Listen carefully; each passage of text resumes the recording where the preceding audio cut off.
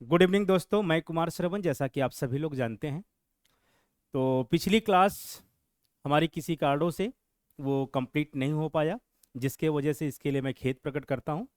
और मैं चाहता हूं कि आज मेरी इस टॉपिक को पूरा हम लोग कंप्लीट करें और आगे की तरफ बढ़ें। यह स्पेशली जो इकोनॉमी है, ये दरअसल बीपीएससी स्टूडेंट के लिए है। और मैं एक चीज़ का धन्यवाद देना चाहता हूं कि जो बच्चे यूपीएससी का प्रीलियम इस बार पास किए हैं या जिनका रिजल्ट आ गया है, उम्मीद करता हूं कि मैं उनको बधाई देना चाहता हूं कि अपना मेंस की तैयारी बहुत ही अच्छी तरीके से करने का प्रयास करें। और उम्मीद करता हूं कि इस बार आप सभी लोग आईएएस बने। फिर आप लोगों से चर्चा होगी। तो चलिए, आज का हमारा जो टॉपिक है, हम समय नहीं लेंगे और अपने टॉपिक की हम लोग शुरुआत करेंगे। आज का टॉपिक का नाम है, जैसा कि आप डिस्प्ले पे देख सकते हैं, एक बहुत इंपॉर्टेंट टॉपिक है। इसका नाम है इन्फ्लेशन। अब आप देख सकते हैं, कई बार जो है कि इस नाम से ही बहुत सारे ऐसे विद्यार्थी होते हैं जिनको बहुत ज़्यादा इस टॉपिक से कन्फ्यूजन होता है। तो मैं यही टॉपिक पहले आपको समझाने का प्रयास करूंगा, और ये बहुत महत्वपूर्ण है, क्योंकि हमने 10 वर्षों के एग्जाम में जो क्वेश्चन आयोग के द्वारा किया गया है, हमने देखा है, तो इसमें अप्रॉक्स दो तीन क्वेश्चन करके आ ही रहे हैं। तो ये अपने आप में बहुत महत्वपूर्ण टॉपिक माना जाता है। तो आइए हम लोग अब इसकी शुरुआत करते हैं, और आपको एकदम बेसिक रूप से मैं समझाने का प्रयास करूंगा। दो तीन चीजें आप अपने दिमाग में परमानेंट सेट करके रखिएगा, और ये बहुत ही इंपॉर्टेंट है। एग्जाम्पल के रूप में मैं आपको एक बेसिक समझाने का प्रयास करता हूं। सपोज दैट, मानिए ये कोई एक व्यक्ति है, और इस व्यक्ति का नाम ए है, और हमने कहा इस व्यक्ति को केवल 10 रुपया दे दिया जाए, तो मुझे लगता है कि इसकी नीड चाहे जो भी हो, लेकिन ये अपनी आवश्यकताएं केवल और केवल 10 रुपये में ही कंप्लीट कर सकता है, इससे ऊपर नहीं कर सकता, क्योंकि मात्र उसके पास केवल और केवल 10 रुपये है। आप कुछ समय के लिए ऐसा सोच के देखें कि अब इस व्यक्ति के पास 100 रुपये आ गए हैं, तो स्वाभाविक बात है कि 10 से अधिक होंगे इसके पास पैसे। अब इसके पास जब 100 रुपये आ गए हैं, तो इसकी ज़रूरतें, जो नीड है, आवश्यकताएं हैं, ये पिछले की तुलना में ये बढ़ जाएंगी। लेकिन अगर आप ये बात सोचिए कि इस व्यक्ति के पास अगर 1 लाख रुपए आ जाते हैं, तो मुझे ऐसा लगता है कि इसकी जो आवश्यकताएं हैं, ये पिछले की तुलना में कई गुना बढ़ सकती है। कहने का मतलब या तात्पर्य आप देखें, तो इस व्यक्ति के पास जब 10 रुपये था, तो ये अपनी आवश्यकताओं को 10 रुपये में कंप्लीट कर रहा था। लेकिन जब इस व्यक्ति के पास 100 रुपये आ गए, तो इसकी ज़रूरतें अपने आप बढ़ गईं। लेकिन इस व्यक्ति के पास जब 1 लाख रुपए आ गए, तो इसकी ज़रूरतें और भी ज़्यादा बढ़ गई है।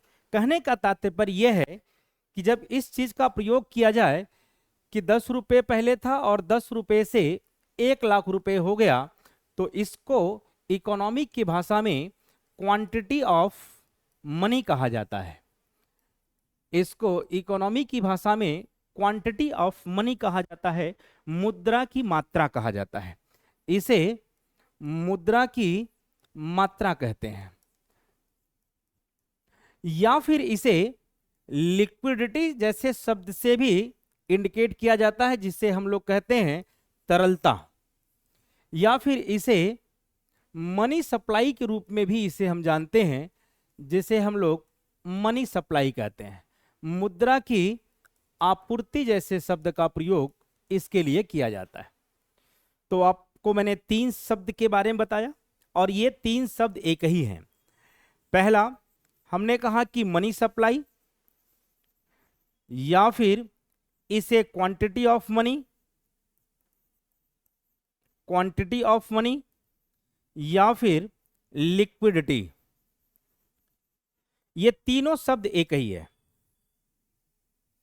अब इस तीनों शब्द का एप्लीकेशन आपको सीखना है कि तीनों शब्द का मतलब क्या होगा, इससे क्या इंपैक्ट अर्थव्यवस्था के ऊपर पड़ने वाला है। गौर से समझिएगा।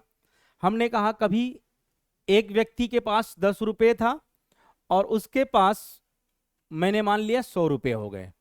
इसका मतलब हम ये कह सकते हैं कि क्वांटिटी ऑफ मनी या लिक्विडिटी या मनी सप्लाई, ये इंक्रीज हो जाती है। अर्थात पहले 10 रुपये था, अब कितना उसके पास हो गया, 100 रुपये है। इसका मतलब क्वांटिटी ऑफ मनी बोले या लिक्विडिटी बोले या मनी सप्लाई बोले, उसके पास इंक्रीज हो गया। जब इंक्रीज हो गया तो उसकी जरूरतें भी इंक्रीज हो रही थी। इसका मतलब जरूरतों को हम लोग डिमांड से इंडिकेट करते हैं। इसका मतलब इसका डिमांड बढ़ रहा था, और डिमांड बढ़ने से आप सभी लोग जानते हैं कि प्राइस ऑफ गुड्स, वस्तुओं की कीमत में वृद्धि होती है। और जब वस्तुओं की कीमत में वृद्धि होती है तो इसे हम लोग इन्फ्लेशन का नाम देते हैं। इसे हम लोग मुद्रास्फीति कहते हैं। तो सामान्य भाषा में हम लोग एक बात देख लिए कि मुद्रास्फीति का आधार क्या हो सकता है। तो आप ये कह सकते हैं कि क्वांटिटी ऑफ मनी या लिक्विडिटी का बढ़ना या मनी सप्लाई का बढ़ना ही मुद्रा का बढ़ना हो जाता है या मुद्रास्फीति का बढ़ना हो जाता है। आई होप कि सभी को ये बात समझ में आ गई होगी। समझ में आ गई सभी लोगों को? हम आगे बढ़े, क्योंकि आप लोग बैठे हुए तो आप लोगों से बात भी करने में बड़ा अच्छा लग रहा है मुझे। और स्टूडेंट में बता देना चाहता हूँ कि इसमें बहुत ऐसे विद्यार्थी लोग हैं जो ऑलरेडी यूपीएससी का मेंस दे रहे हैं, और कई लोग तो ऐसे हैं जो सिलेक्टेड हैं। तो उम्मीद करता हूँ कि आप सभी लोग क्लास को समझ रहे होंगे। चलिए आइए जरा आप हम लोग कुछ अच्छी बातें करते हैं। कभी कभी क्लास में मजाक भी करना बहुत आवश्यक हो जाता है। आइए अब आप समझाता हूं मैं सारी चीजों को, देखने का प्रयास करें। अब यदि आपसे पूछता है कि भाई इन्फ्लेशन क्या है, इन्फ्लेशन, इन्फ्लेशन का मतलब होता है मुद्रास्फीति। अब इसको कैसे डिफाइन करेंगे, मुद्रास्फीति क्या है? सपोज दैट मानी हमने कहा कोई व्यक्ति है और ये 100 रुपया लेकर के बाजार गया, और बाजार में गया, एक दुकानदार से कहा कि मुझे 1 केजी एप्पल दे दो, और दुकानदार ने इसे 100 रुपए में एप्पल पकड़ा दिया। अगली बार जब ये व्यक्ति मार्केट जाता है तो 100 रुपया दे करके कहता है कि मुझे 1 केजी एप्पल दे दो। दुकानदार कहता है भैया ऐसा नहीं है, ये कल का दाम था और आज के दाम में बढ़ोतरी हो चुका है। उसने बोला कितना? उसने बोला कि भैया आपको 102 रुपए आपको देने पड़ेंगे, तभी मैं जाकर के आपको 1 केजी एप्पल दे सकता हूं। अब इन बातों से आपको क्या समझ में आता है? इन बातों से 2 बातें यहां पे समझ में आती हैं। पहली बातें जो ये बताता है कि सर पहले उस वस्तु की कीमत 100 रुपए थी, लेकिन बाद में उस वस्तु की कीमत 102 रुपए हो गई। तो आपने कहा सर 2 रुपए जो इसका प्राइस है वो इंक्रीज हो गया। आपने कहा सर 2 रुपए जो वस्तु की प्राइस है वो इंक्रीज हो गई। पहले उस वस्तु की जो प्राइस था वो 100 रुपए था, अब वर्तमान समय में वो 100 से 102 रुपए हो गया। इसका मतलब वस्तु की कीमत में 2 रुपए बढ़ोतरी हो गई। ये चीज तो हमें दिखती है सामने, क्योंकि पहले वस्तु की कीमत 100 रुपए थी, अब वस्तु की कीमत 102 रुपए हो गए। तो हम लोगों ने बड़े आसानी से कहा कि 100 रुपए सर बढ़ गया। इसका मतलब increase the price of goods, वस्तुओं की कीमत में वृद्धि हो गई। पहला पॉइंट। दूसरी बात यह है जो आपको दिख नहीं रही है, यह हिडन होती है, जो आपको दिखाई नहीं देती है। आप ये कह सकते हैं कि sir decrease the value of money. इसका मतलब मुद्रा के मूल्य में कमी हो गई। और जब ये दोनों सिचुएशन साथ साथ चलती हैं, जब ये दोनों सिचुएशन साथ साथ चलती हैं और इसे 1 महीने के औसत में निकाला जाता है, इसे 1 मंथ के औसत में निकाला जाता है, या 1 मंथ के औसत में होता है, तो इसे हम लोग कहते हैं मुद्रास्फीति। तो ध्यान से समझिएगा, मुद्रास्फीति में एक फैक्टर नहीं इंक्लूड है। केवल आप सिर्फ ये नहीं कह सकते कि सर वस्तुओं के प्राइस बढ़ने को ही मुद्रास्फीति कहा जाता है, बिल्कुल करेक्ट नहीं हो सकता है। वस्तुओं के प्राइस बढ़ने के साथ साथ जो मुद्रा की वैल्यू होती है उसमें कमी आती है, और ये दोनों साथ साथ जब एक साथ चलते हैं तो इसे हम लोग मुद्रास्फीति का नाम देते हैं। अब देखिए बीपीएससी ने एक क्वेश्चन बड़ा शानदार किया था, और वो क्वेश्चन मैं लिख देता हूं। क्वेश्चन एक किया था कि इन्फ्लेशन किसे कहते हैं। अब ये इन्फ्लेशन को क्वेश्चन मार्क दे दिया था। विकल्प ए में रखा था increase the price of goods, price of goods वस्तुओं की कीमत में वृद्धि। दूसरा option decrease the value of currency या मनी। और तीसरी बात इसने डाला था ए एंड बी ऑप्शन सही, और डी में डाला था नन ऑफ दिस। तो 90% स्टूडेंटों ने इसको मारा था और एग्जैक्ट ये आंसर बिल्कुल गलत है। रीजन, क्योंकि आप सिर्फ एक फैक्टर को देखे जो आपको दिखा कि 2 रुपया इंक्रीज हो गया, तो हम लोगों ने कहा भाई इंक्रीज हो चुका है इसलिए इन्फ्लेशन है। बिल्कुल गलत है। इसके साथ साथ दूसरा पैरेलल वैल्यू चलता है कि जो करेंसी की वैल्यू होती है, मुद्रा की जो वैल्यू होती है, उसमें कमी आती है। आप एक बात समझे जरा सभी लोग, एक व्यक्ति है, ऐसे समझे आप, हमने कहा कि ये टोकरी है, मान लो हमने कहा इस टोकरी में 10 एप्पल पड़े हुए हैं। इस व्यक्ति ने गया एक दुकानदार के पास, बोला भैया 10 रुपया ले लो और हमें ये टोकरी दे दो। इसने बोला ठीक है, 10 एप्पल मैंने आपको दे दिया। लेकिन जब अगली बार गया तो उसने कहा 10 रुपया ले लो, इसने कहा कि 10 रुपया नहीं लूंगा, अब मैं 12 रुपये आपसे लूंगा। इसने कहा कि अब मैं आपसे 12 रुपये लूंगा। अब आपको यह देखना है कि सर 10 रुपये में जब 2 रुपये मैं प्लस करूंगा तब 12 रुपये होगा। इसका मतलब जब इसकी वैल्यू 10 के बराबर थी तो आसानी के साथ एक्सचेंज एक दूसरे से हो जा रहा था। अब इसकी वैल्यू ज्यादा हो चुकी है, इसलिए कहा कि मेरे वैल्यू के बराबर करो, इसलिए आपको 2 रुपया ज्यादा देना पड़ेगा ताकि एप्पल के वैल्यू के बराबर हो जाएगा, तभी जाकर के आप उसे खरीद सकते हैं, अदरवाइज नहीं। तो ये जो 2 रुपया बढ़ रहा है इसे हम लोग कहते हैं इन्फ्लेशन। आई होप कि आप सभी लोगों को इतनी बातें समझ में आ गया कि जब ये दोनों साथ एक साथ चलें तो हम लोग इसको कह सकते हैं कि सर ये इन्फ्लेशन है। इसका मतलब विकल्प आपका जो होगा वो सी सही होगा, क्योंकि प्राइस तो बढ़ रहा है लेकिन वैल्यू ऑफ करेंसी का गिर रहा है, इसलिए ए और बी दोनों विकल्प सही हो सकते हैं। मुझे लगता है कि आप लोगों को इतनी बातें समझ में आ गई होगी। Is it clear? तो चले हम आप नेक्स्ट टॉपिक पे चलते हैं। अब देखिए जरा, अब आपको एक थोड़ा सा डिफिकल्ट पार्ट पे मैं ले जाने का प्रयास करता हूं और बहुत आसान भाषा में इसको मैं समझाऊंगा। देखिए अभी हमने कुछ समय पहले एक बात आपके सामने रखा था कि सर ये मनी सप्लाई, हमने कहा कि ये मनी सप्लाई या फिर लिक्विडिटी या फिर quantity of money, quantity of money, इसके इंक्रीज होने से हमने कहा मार्केट में लोगों की डिमांड बढ़ जाती है। बिल्कुल करेक्ट बात है। और डिमांड बढ़ता है तो हमने कहा था कि प्राइस ऑफ गुड्स, वस्तुओं की कीमत में वृद्धि होती है, और वस्तुओं की कीमत में वृद्धि होती है तो हम लोगों ने इसे एक नाम दिया था कि सर ये इन्फ्लेशन है। चलिए यहां तक तो बात मुझे लगता है सबको समझ में आ गया होगा। अब दूसरी बात को बड़े ध्यान से समझने का प्रयास करिएगा, जो कि एग्जामिनर इस बात पर फोकस करता है कि किस जगह मैं विद्यार्थियों को फंसाने का प्रयास करूं। अब आप समझिए 2 मिनट के लिए। हमने कहा कि मान लो मनी सप्लाई बढ़ा, तो आपने कहा सर मार्केट में मांग बढ़ गई। डिमांड का मतलब हिंदी माध्यम वाले इसको मांग बोलेंगे और इसे वस्तुओं की प्राइस बोलेंगे। मनी सप्लाई बढ़ा, डिमांड बढ़ा, इसका मतलब इन्फ्लेशन बढ़ा। लेकिन दूसरा जो टर्म आता है कि सर ये मनी सप्लाई अगर इसी तरीके से बढ़ता चला गया तो हमको लगता है कि इन्फ्लेशन तो बहुत ज्यादा हो जाएगा जिसमें लोग वस्तुओं को खरीद नहीं सकते। तो यहां पर रोल आता है आरबीआई का। तो आरबीआई जब मॉनेटरी पॉलिसी, याद रखिएगा सभी लोग, मौद्रिक नीति जो बनाता है, मॉनेटरी पॉलिसी, मॉनेटरी पॉलिसी बनाता है, इसको बोलते हैं मौद्रिक नीति। मौद्रिक नीति, जब मौद्रिक नीति का प्रयोग करके जैसे CRR, SLR, repo rate, reverse repo rate, bank rate, base rate, इसके बाद एमसीएलआर जैसे शब्द का प्रयोग करता है, और ये जो है कि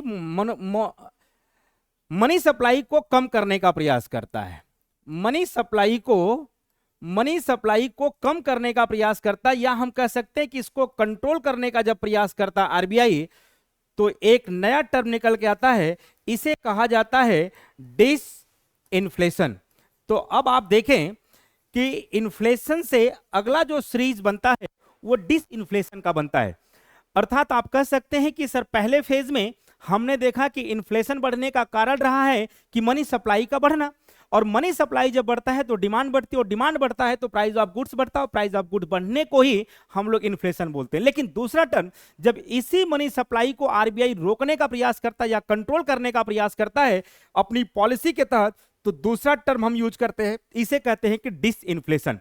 तो याद रखिएगा, इन्फ्लेशन और डिसइन्फ्लेशन में क्या अंतर हो सकता है। इन्फ्लेशन वस्तुओं के प्राइस में इंक्रीज हो रहा है, डिसइन्फ्लेशन इसका मतलब मनी सप्लाई का कम होना, और मनी सप्लाई कम होने से जब वो डिमांड कम होता है तो हम लोग ये बात अच्छी तरीके से जानते हैं, इसे डिसइन्फ्लेशन का नाम दिया जाता है। तो दो टर्म आपको ये बात समझ में आ गया होगा। पहला टर्म हमने कहा कि देखिए गौर से समझने का प्रयास करें सभी लोग। पहला हम लोगों ने देखा कि सर इन्फ्लेशन, और दूसरा टर्म हमने देखा कि डिसइन्फ्लेशन।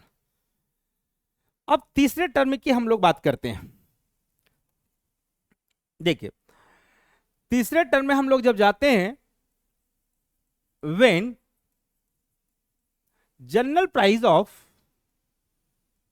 गुड्स, जब सामान्य वस्तुओं की कीमत बाजार में गिरने लग जाए, वस्तुओं की कीमत कम होने लग जाए, वस्तुओं की कीमत बाजार में कम होने लग जाए, और साथ साथ परचेजिंग पावर,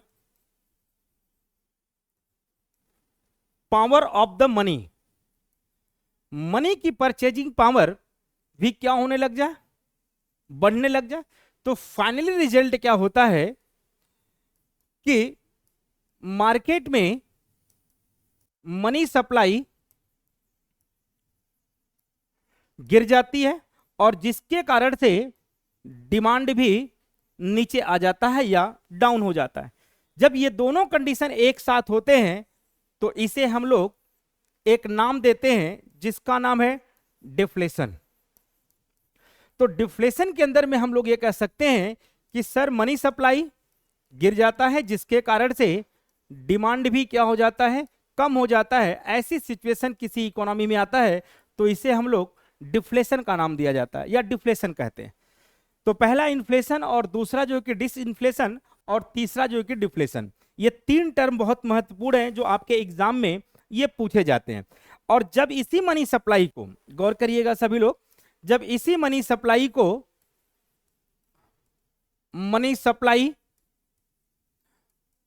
को आरबीआई के द्वारा इंक्रीज किया जाता है by monetary policy, monetary policy, तो इसे हम लोग बोलते हैं री इन्फ्लेशन। तो इसे हम लोग क्या कहते हैं, री इन्फ्लेशन। तो ये चार टॉपिक या चार टर्म है वो बहुत इंपॉर्टेंट माना जाता है। पहला टर्म मैं दोबारा लिख देता हूं कि पहला हमने सीखा कि सर इन्फ्लेशन क्या है, दूसरा हमने सीखा कि सर डिसइन्फ्लेशन क्या है, और तीसरा हमने सीखा सर डिफ्लेशन क्या है, और चौथा हमने री इन्फ्लेशन। ये चार टर्म एक बहुत महत्वपूर्ण है।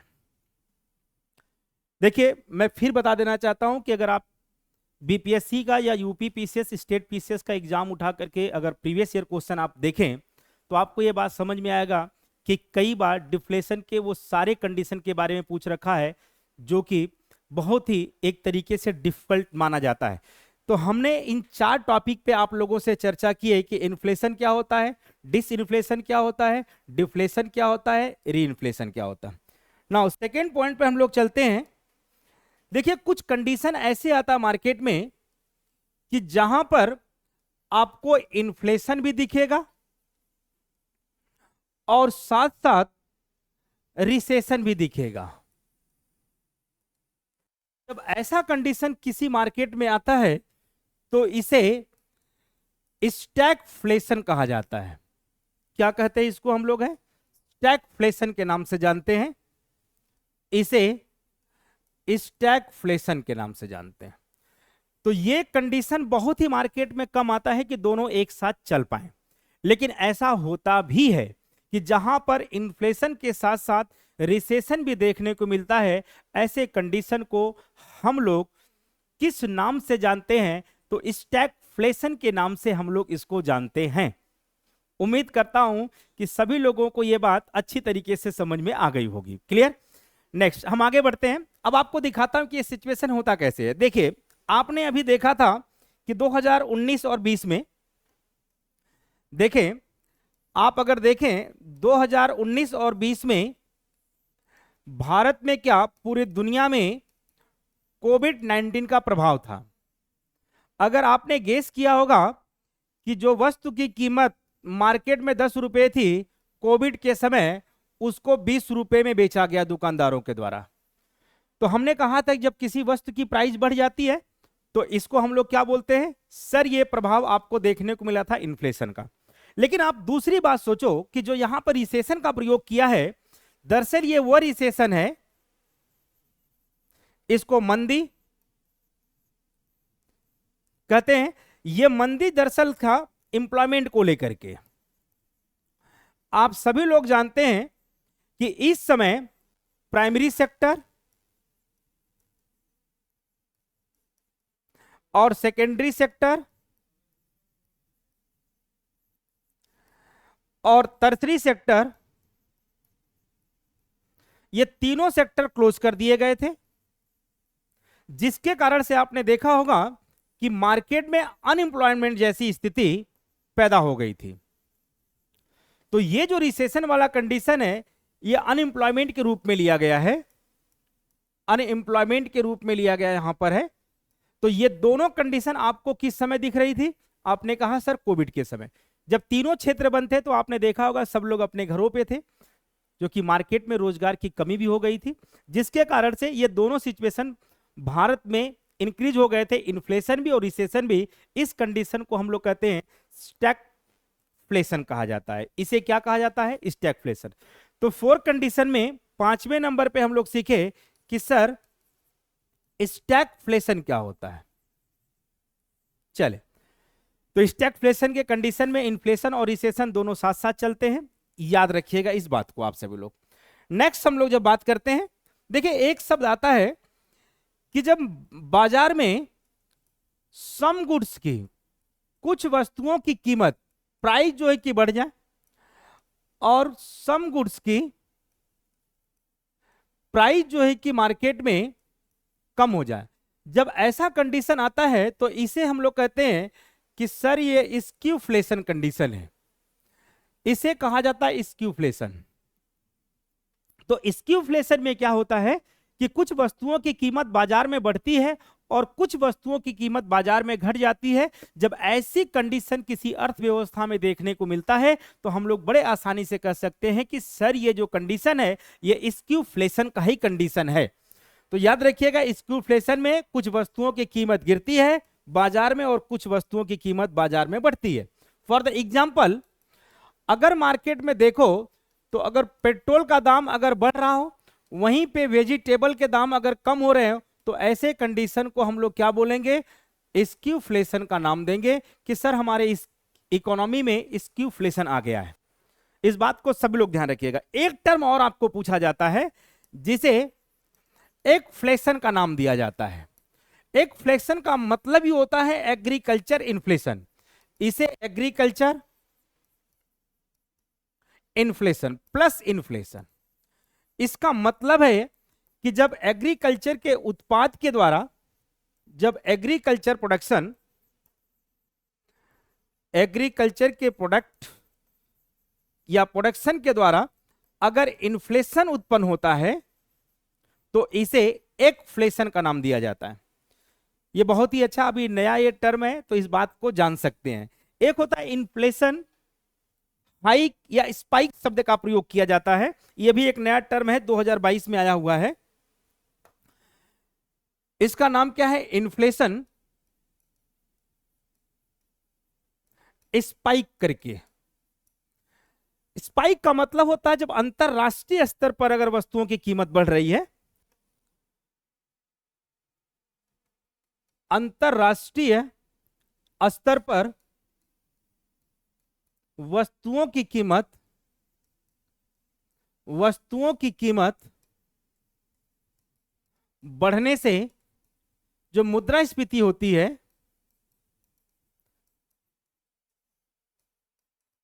उसे हम लोग एक नाम देते हैं जिसका नाम है इन्फ्लेशन स्पाइक का नाम देते हैं।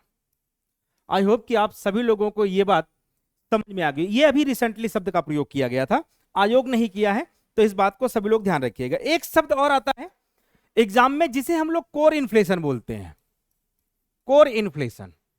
अब देखिए ये कोर क्या है, ध्यान से समझने का प्रयास करिए। आपने कभी सुना होगा कि कुछ जो है कि बेसिक नीड्स होती हैं, जैसे हमने कहा था कि मान लो फूड्स, खाद्यान्न जिसे हम लोग खाद्यान्न बोलते हैं, और प्लस जो है कि एनर्जी, एनर्जी का मतलब ऊर्जा। जैसे इन दोनों के क्या प्राइस बढ़ रहे हैं या इस पर इन्फ्लेशन बढ़ रहे हैं, इसको एक्सक्लूड कर दिया जाता है। क्या कर दिया जाता है? एक्सक्लूड कर दिया जाता है। इनके कीमतों को काउंट नहीं किया जाता है।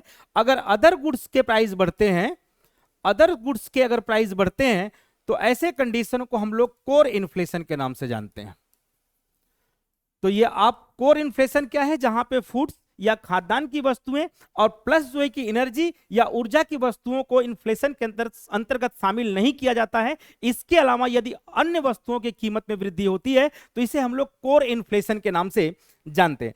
अगर इसी को इंक्लूड कर लिया जाए, ध्यान से समझिएगा, हमने कहा कि फूड्स मतलब खाद्यान्न की वस्तुओं को, खाद्यान्न प्लस एनर्जी अर्थात ऊर्जा की वस्तुओं को भी अगर दोनों को इंक्लूड कर लिया जाए, इंक्लूड कर लिया जाता है और फिर इन्फ्लेशन की गणना अगर की जाती है, तो इसे हम लोग एक लाइन में बोलते हैं कि सर ये हेडलाइन इन्फ्लेशन है।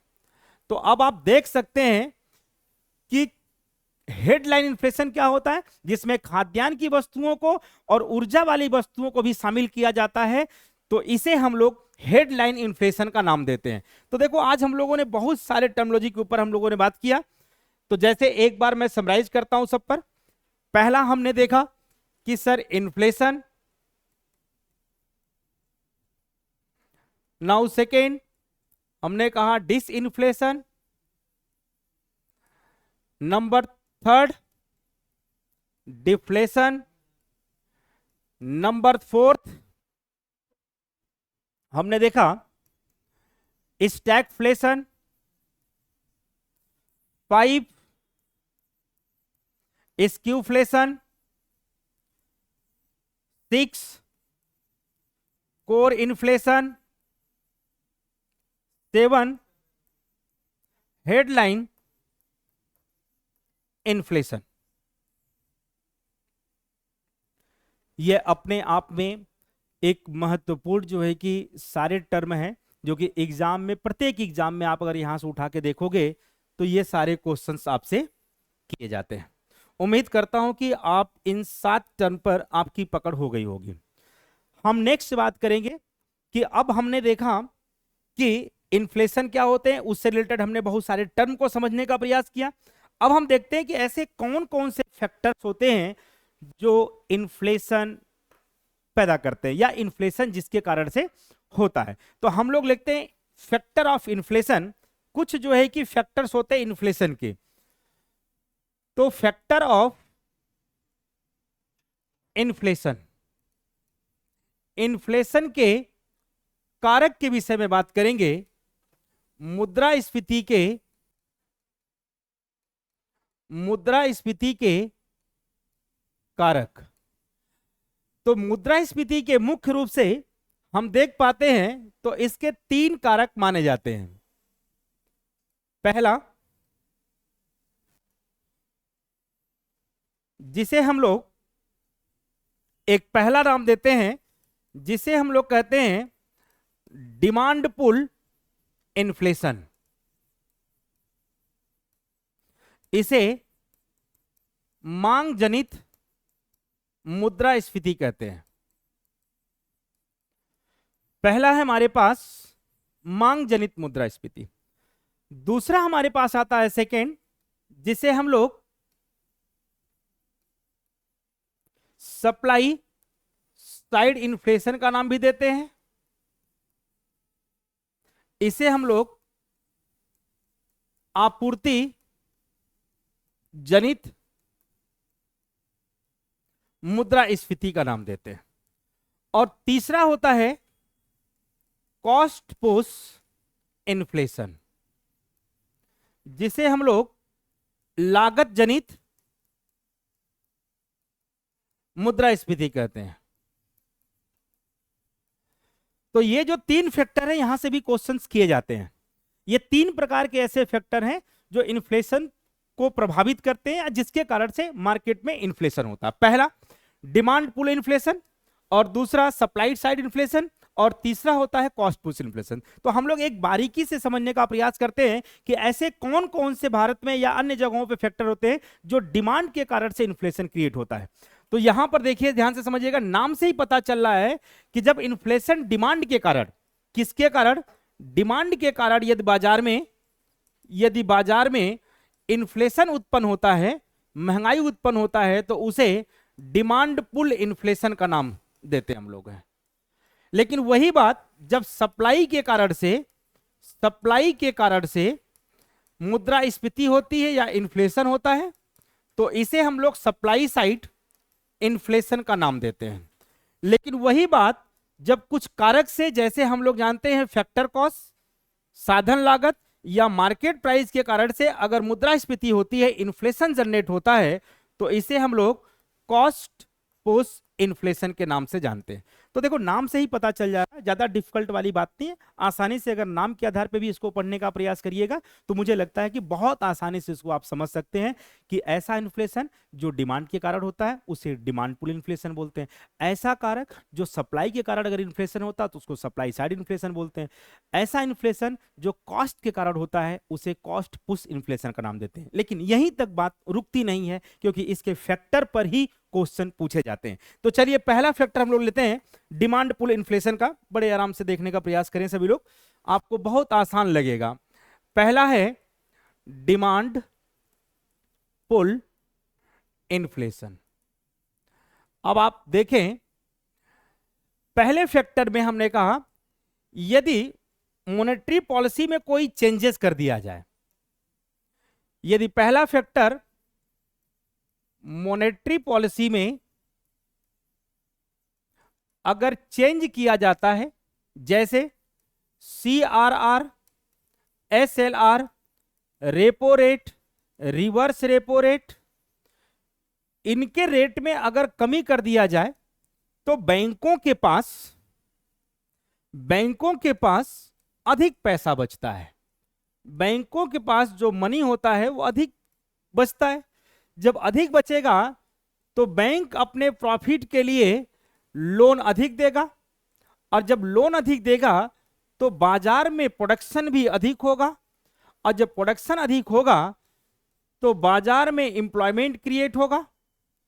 जब रोजगार पैदा होगा तो प्रत्येक व्यक्ति को नौकरी मिलेगा, तो पर कैपिटा इनकम इनका बढ़ेगा, और जब प्रत्येक व्यक्ति की इनकम बढ़ेगी तो इससे फिर डिमांड पैदा होगी, और जब डिमांड बढ़ेगा तो फिर आपको मैंने बताया निश्चित तौर पर यह कह सकते हैं कि सर इन्फ्लेशन क्रिएट होगा। तो अब आप देख सकते हैं कि मॉनेटरी पॉलिसी में आरबीआई ने अगर चेंज किया, इनके रेट में कमी किया, तो डायरेक्ट इन्फ्लेशन का प्रभाव मार्केट में देखने को मिलेगा। Is it clear?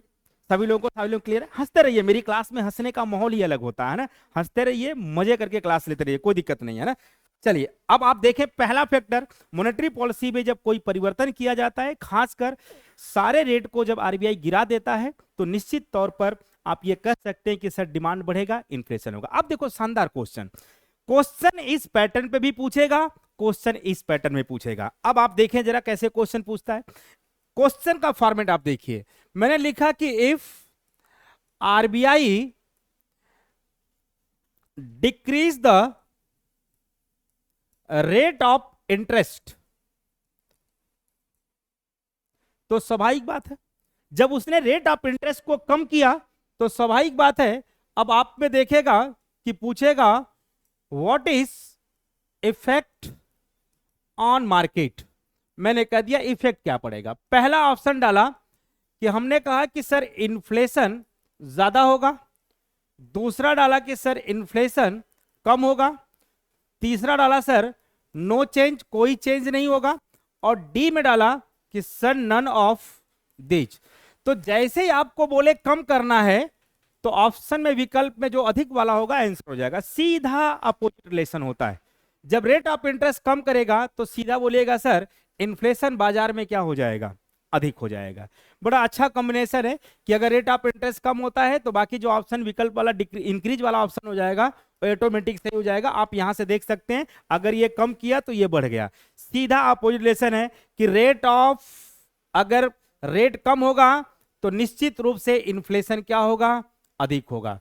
अगर रेट जो है कि ज्यादा करेगा तो इन्फ्लेशन भी क्या हो जाएगा, हमारे पास कम हो जाएगा। दूसरा क्वेश्चन आपसे पूछ सकता है कि सर अगर मान लो कि आरबीआई इन्फ्लेशन को कम करना चाहता है तो फिर ऑप्शन डालेगा रेट को बढ़ाना होगा, या बी करेगा रेट को कम करना पड़ेगा, या इसमें कोई चेंज नहीं करना पड़ेगा। क्वेश्चन में अगर पूछा कि बढ़ाना चाहता है या कम करना चाहता है तो उसका अपोजिट वाला आंसर होगा, वो ऑटोमेटिक आपका क्या हो जाएगा, सही हो जाएगा। तो उम्मीद करते हैं कि आप लोग पहले फैक्टर पे आकर देख लिए होंगे कि पहला फैक्टर हमारे पास क्या था कि मॉनेटरी पॉलिसी में यदि आरबीआई कोई चेंजेस करता है, खासकर अगर उसको कम करने का प्रयास करता है तो बाजार में इन्फ्लेशन जैसा प्रभाव आपको देखने को मिलेगा।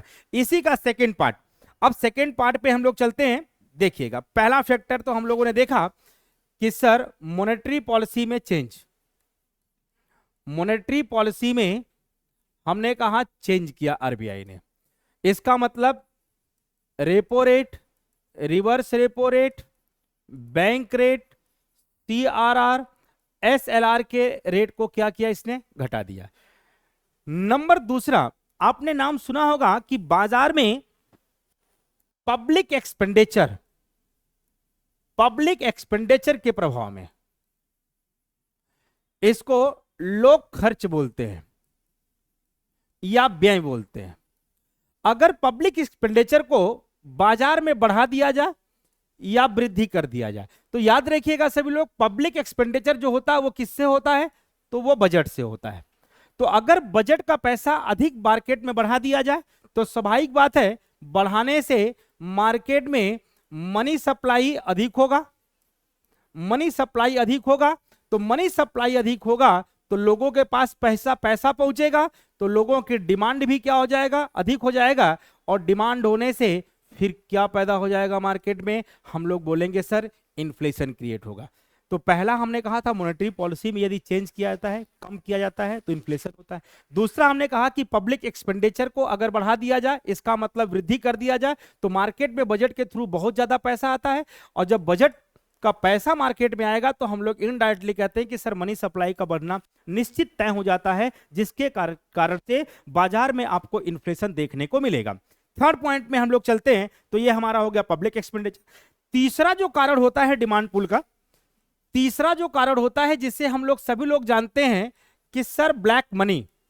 अब आप देखिए ब्लैक मनी का मतलब होता है काला धन।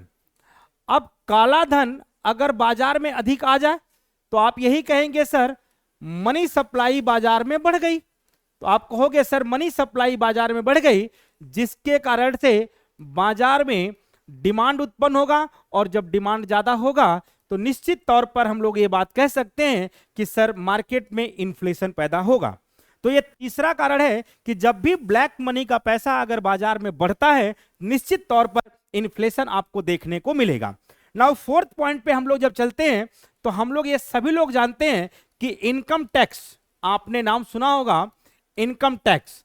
अब इनकम टैक्स अगर पब्लिक से कम लिया जाए, अगर कम लिया जाता है तो पब्लिक के पास पैसा अधिक बचेगा, पब्लिक के पास मनी जो है कि ज्यादा बचेगा, तो स्वाभाविक बात है वह बाजार में अपनी डिमांड को बनाए रखेगा, अपनी डिमांड को बनाए रखेगा, और जब डिमांड बढ़ेगा तो हम लोग ये बात को कहते हैं कि सर निश्चित रूप से इन्फ्लेशन बढ़ेगा। तो आप सोचो कि अगर इनकम टैक्स को सरकार कम कर दे तो इसका मतलब अपने आप हम लोग ये बात समझ में आ जाएगी कि लोगों के पास बचत अब अधिक होने वाला है, और बचत अधिक होगा तो निश्चित तौर पर वो मार्केट में डिमांड क्रिएट करेंगे, और डिमांड क्रिएट करते ही मार्केट में इन्फ्लेशन आपको देखने को मिलेगा।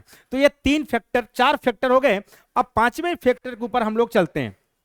हमने कहा मान लो हमारी सरकार इन्वेस्टमेंट करती है, इन्वेस्टमेंट का आपने नाम सुना होगा कि सरकार अगर बाजार में निवेश करती है तो स्वाभाविक बात है कि निवेश करेगी तो बहुत सारे पैसे को एक्सपेंडिचर करेगी। इसका मतलब मनी का एक्सपेंडिचर अधिक मात्रा में होगा। एक्सपेंडिचर जब अधिक होगा तो मार्केट में मनी सप्लाई बढ़ जाएगी और मनी सप्लाई बढ़ने से हम लोग ये जानते हैं सभी लोग कि डिमांड इंक्रीज होगा और डिमांड इंक्रीज होने से इन्फ्लेशन बनेगा। देखिए मैं फिर बता देना चाहता हूं आप सभी लोगों को, कोई एक फैक्टर आयोग आपसे उठाएगा और पूछ लेगा कि इन्फ्लेशन पे क्या प्रभाव पड़ने वाले हैं, तो कंडीशन हम बहुत सारे देंगे। ऐसे कंडीशन में 50 कंडीशन लिख सकता हूं, जहां तक हो सकता है पॉसिबल मैं लिखने का प्रयास करता हूं। आप बस क्लास को शांति तरीके से देखते चलें। पहले हमने कहा कि देखिए यहां से आप समझने का प्रयास करिए, मॉनेटरी पॉलिसी में चेंज हो रहा है, पब्लिक एक्सपेंडिचर का खर्चा बढ़ा रही है सरकार। तीसरा हमने कहा ब्लैक मनी का कंसेप्ट, चौथा हमने कहा इनकम टैक्स, पांचवा हमने कहा इन्वेस्टमेंट बढ़ाना। 6 नंबर पे हम लोग चलते हैं, बात करते हैं।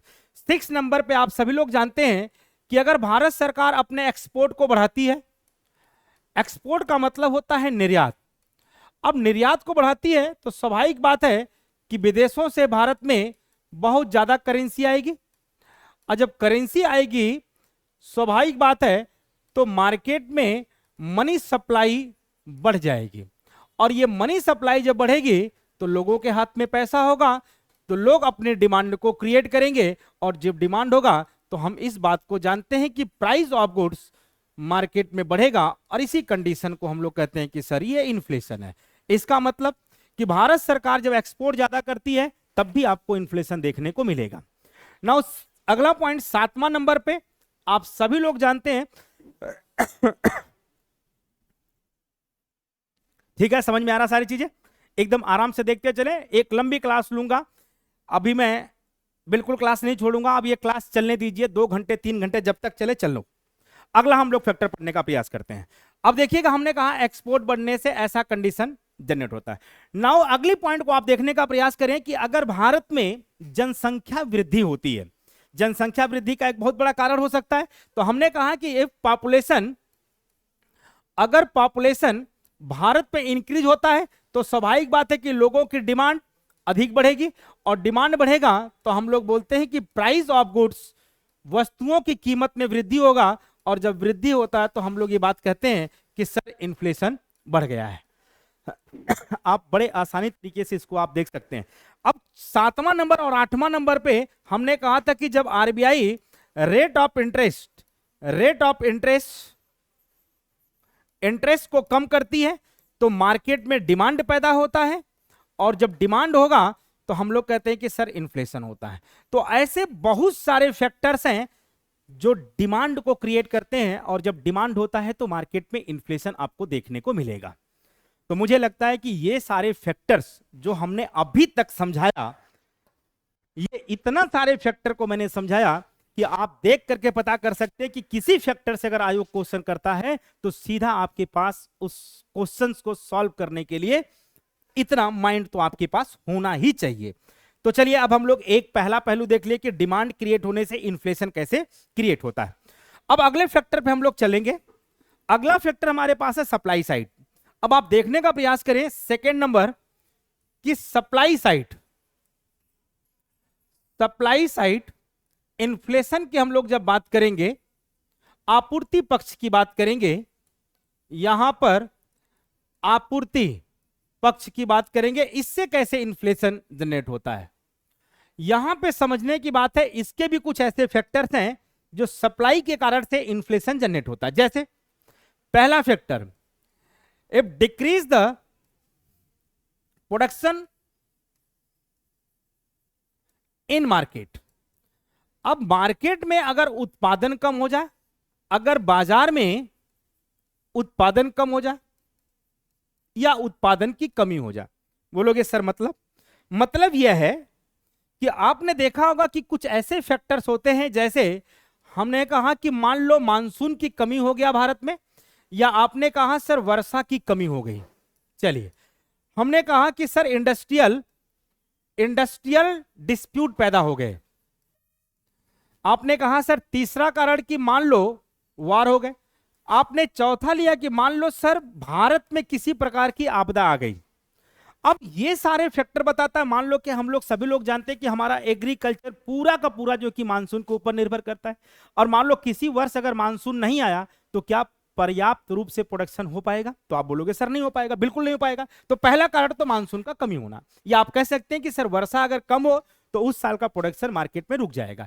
तीसरा, इंडस्ट्रियल कोई डिस्प्यूट पैदा हो गया, मान लो औद्योगिक विवाद लगातार कई बार पॉलिसी को लेकर के, सरकार की पॉलिसी को लेकर के कई बार ऐसे कारण होते रहते हैं जिसमें औद्योगिक विवाद उत्पन्न हो जाता है। अब औद्योगिक विवाद उत्पन्न होने से निश्चित रूप से प्रोडक्शन कम होगा। आपने कई बार देखा होगा वार की संभावना, किसी दूसरे के साथ में अगर कोई युद्ध की संभावना हो जाए, या फिर सरकार की कोई ऐसी पॉलिसी बना दी सरकार ने, मान लो सरकार ने ऐसी कोई नीति बना दी जिसके कारण से उत्पादन कम हो गया। जैसे आपने देखा था किसान आंदोलन, किसान के ऊपर सरकार ने पॉलिसी लेके आई, उस साल का उत्पादन आपने देखा होगा कि किसानों ने उत्पादन करना छोड़ दिए थे। तो ऐसे इतने सारे फैक्टर्स होते हैं जो डायरेक्टली प्रभावित करते हैं प्रोडक्शन को।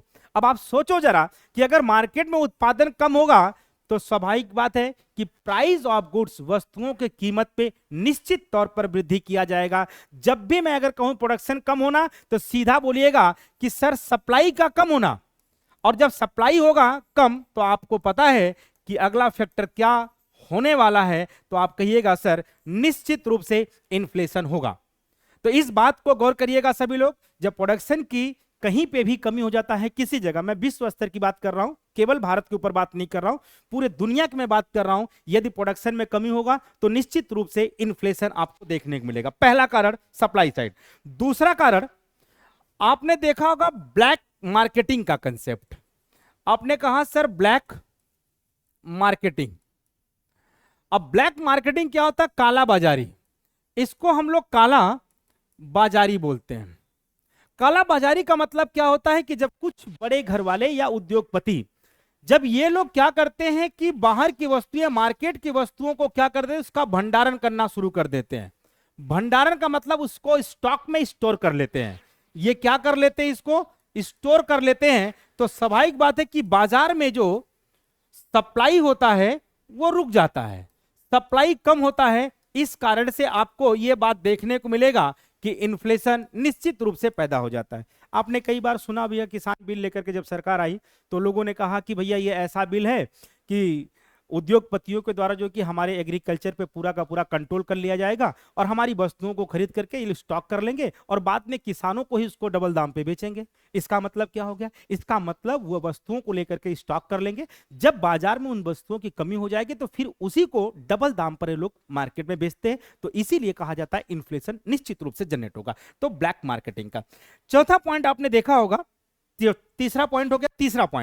तीसरा पॉइंट आपने देखा, अगर मैं कहता हूं कि प्रोडक्शन पर, मैंने कहा भाई प्रोडक्शन पर, उत्पादन पर अगर आपने जीएसटी अधिक लगा दिया, गुड एंड सर्विसेज अधिक लगा दिया, तो स्वाभाविक बात है कि जो वस्तु का, गुड्स का प्रोडक्शन कॉस्ट होगा, प्रोडक्शन जो कॉस्ट होगा, प्रोडक्शन कॉस्ट ये ऑटोमेटिक बढ़ जाएगा। और जब बढ़ जाएगा तो स्वाभाविक बात है कि मार्केट में इन्फ्लेशन होना तय है। इसका मतलब वस्तुओं की प्राइस क्या हो जाएगी? जो गुड्स की प्राइस है, वस्तुओं की प्राइस है, वो ऑटोमेटिक क्या हो जाएगी? बढ़ जाएगा। तो अगर उत्पादन पे आप जीएसटी जैसा इस्तेमाल कर रहे हैं, जीएसटी को लागू कर रहे हैं, उत्पादन कॉस्ट अगर बढ़ाने का प्रयास करें तो निश्चित रूप से आपको इन्फ्लेशन देखने को मिलेगा। यह हो गया आपका तीसरा कारण। चौथा कारण यह है कि आपने कहा सर सॉफ्ट या हार्ड मॉनेटरी पॉलिसी।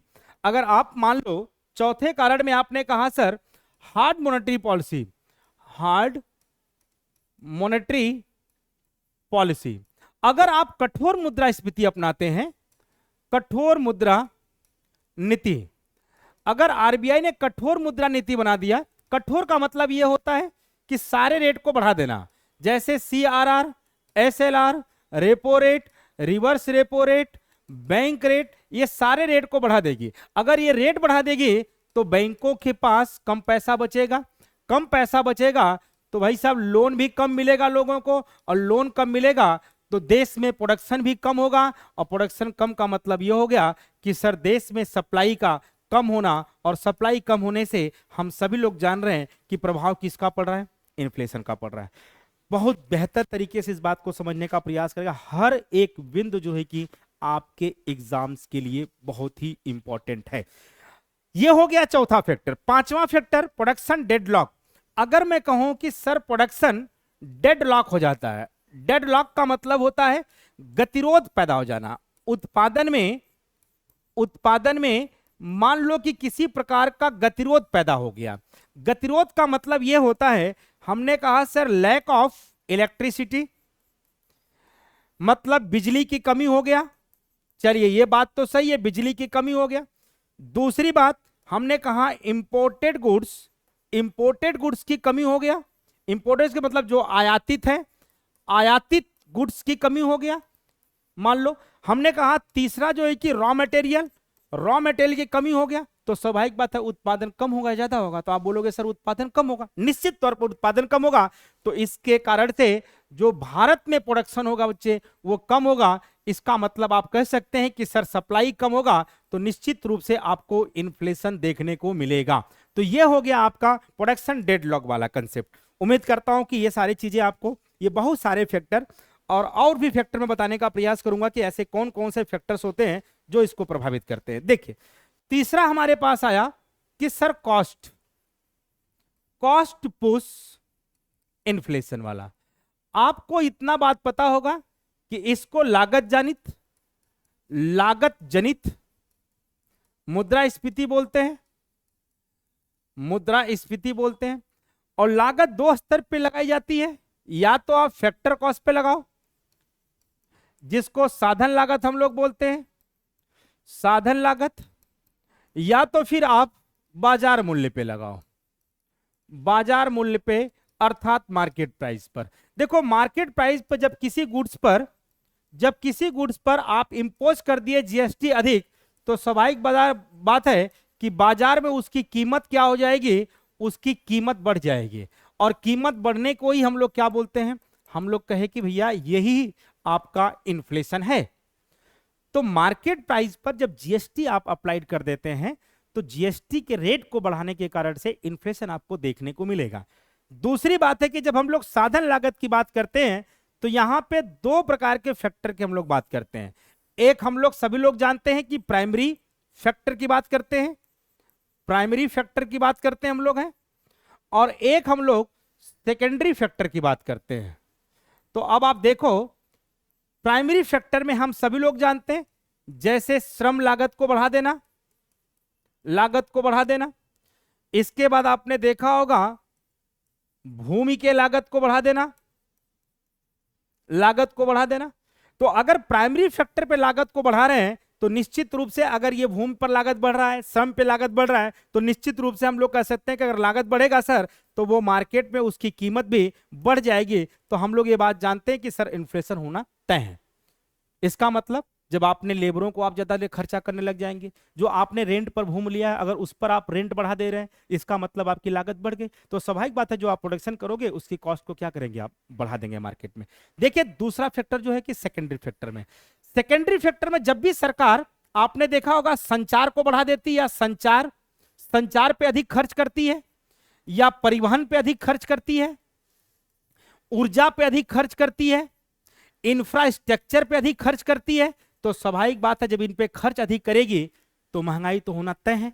इसका मतलब भारत में सेकेंडरी फैक्टर्स को एक आधार मान लिया जाता है कि जब जब सरकार विकास करेगी, या जब जब सरकार विकास, रोड बनवाएगी, एयरपोर्ट बनवाएगी, हवाई जहाज के लिए बनवाएगी, इंफ्रास्ट्रक्चर का वृद्धि करेगी, परिवहन, संचार, सारी जैसी सुविधाओं को सरकार ये दिलाती है, तो निश्चित रूप से महंगाई बढ़ना तय है। और ध्यान रखिएगा भारत में वर्तमान समय में इस प्रकार की महंगाई आपको देखने को मिलेगी, जो कि सेकेंडरी फैक्टर के अंदर में इसको माना जाता है। आई होप कि इतनी बात सभी लोगों को पता चल गया होगा।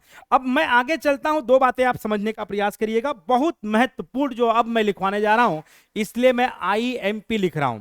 देखिए इन्फ्लेशन, गौर करिएगा सभी लोग, यह है इन्फ्लेशन। अगर मैं बोलूं इन्फ्लेशन के आंकड़े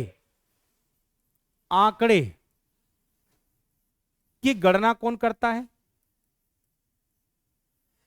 और दूसरा कहूं कि इसको नियंत्रण कौन करता है। नियंत्रण का मतलब होता है कंट्रोल करना, और आंकड़े निकालना, गणना करना मतलब कैलकुलेशन कौन करता है। ध्यान से समझिएगा इस बात को आप सभी लोग, ये क्वेश्चन ऐसे सामान्य ऑब्जेक्टिव टाइप क्वेश्चन पूछे जाते हैं।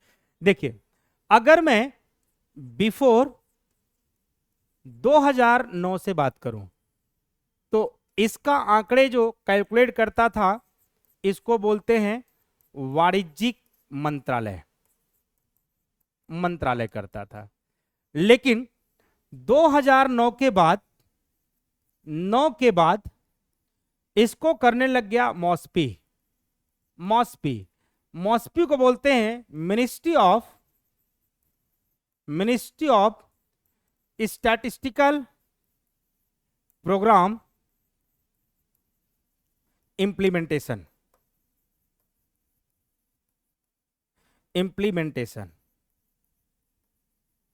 ये बात ध्यान रखिएगा। अब वर्तमान समय में इसकी गणना मॉस्पी करता है, ये आपके लिए इंपॉर्टेंट बन सकता है। लेकिन कंट्रोल की बात करूं तो आप देख सकते हैं 2015 से पहले इसको करता था नियंत्रण आरबीआई, लेकिन 2015 के बाद, 15 के बाद इसको करता है एमपीसी। इसको बोलते हैं monetary policy committee. Monetary policy committee, मौद्रिक नीति कमेटी। ये बहुत ही इंपॉर्टेंट है, ऑब्जेक्टिव टाइप क्वेश्चन में ये सारी चीजें आता है। तो उम्मीद करता हूं कि एक बार इसको देख ले सभी लोग। और क्योंकि टाइम, अब दूसरी क्लास होने वाली है, हमारे सर भी आए हुए हैं, पॉलिटी क्लास होने वाली है, तो उम्मीद करते हैं कि यहीं तक इस क्लास को हम लोग रोकते हैं। फिर अगली क्लास हमारी जो है कि पॉलिटी की चलेगी। तब तक के लिए थैंक यू सो मच। बहुत सारी चीज़ों को लिया, इसको आप समझ सकते हैं, एक डिटेल लिया। हालांकि मेरे पास समय कम है, अगर समय होता पर्याप्त तो निश्चित रूप से ये क्लास 2 घंटा और ऊपर जा सकती थी। क्योंकि आप समझते हैं और सभी लोग जानते हैं कि लगातार 14 वर्षों से इस टीचिंग फील्ड में रहा हूं। और मैं एक आपको निर्देश देना चाहता हूं सभी लोगों के लिए। अभी हाल में ही हम लोग जो है कि एक प्लान लेकर के आ रहे हैं, खासकर जो है कि बीपीएससी के लिए। ये 3 महीने का एक तरीके से क्रैश कोर्स के रूप में होगा। हमारी 7-8 फैकल्टी, हम लोग सभी लोग साथ में जुड़े हुए, बहुत अच्छे अच्छे लेवल की फैकल्टी है, 15-15 साल का अनुभव सबके पास है। तो उम्मीद करता हूं कि सभी लोग आप जुड़िएगा और इस क्लास को देखिएगा। और उम्मीद करते हैं कि शायद हो सकता है कि इसी क्लास से आपकी नैया पार भी हो सकती है बीपीएससी के लिए। चलिए, थैंक यू सो मच। फिर हम लोग अगली क्लास में मिलेंगे। धन्यवाद।